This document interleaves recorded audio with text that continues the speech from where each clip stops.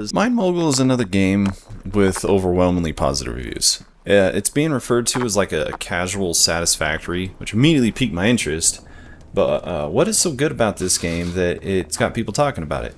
I decided to give this game a shot and give it just like a quick first impression to get an idea of what the game is all about. The general concept of the game is that you essentially set up an automated factory inside of a mine shaft. I actually really enjoyed this because it makes you almost prioritize functionality over presentation due to the limited amount of room that you've got. You almost have to make like a spaghetti bowl in order to get everything to fit inside of that limited space inside of that mine shaft. As you do mine though, you sell that ore at this weird elevator thing.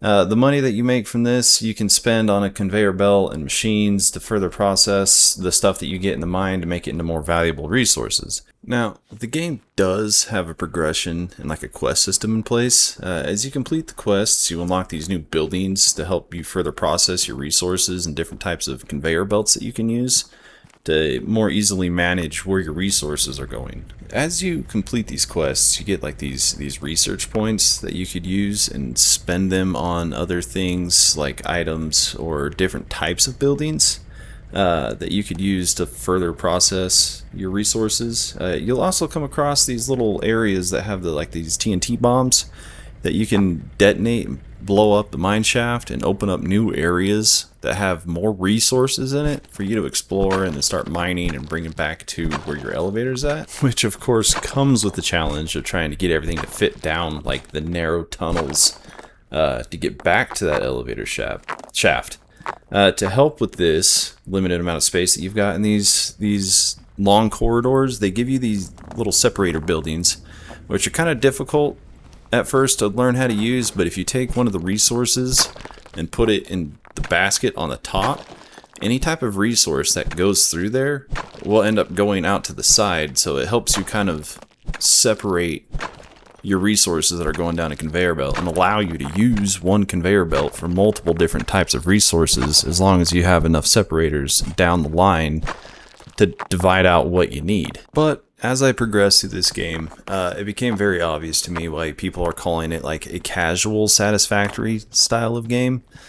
I found myself more trying to solve a puzzle rather than trying to solve a complex math equation of how am I gonna get the right amount of resources into this building to get that 100% efficiency. I'm not saying like complexity is bad in a factory game. In fact, I could see why a lot of people enjoy that. I mean, I've played Satisfactory quite a bit, and I do enjoy the complexity of that game. But if you've had a long day or work was just really rough, sometimes simplicity is what you need to just kind of help wind down throughout the day. And this game provides that and executes it perfectly, in my opinion. At no point did I ever feel like something wasn't good enough, or I needed to rebuild something, or I need to find a way to make this more efficient. It just works. Everything runs pretty smoothly. I wasn't ever worried about getting more resources to this point. If there was still a lot of room in the conveyor belt, I didn't really mind. You know, I knew some way I'd find a way to get more resources in there, and I wasn't worried about it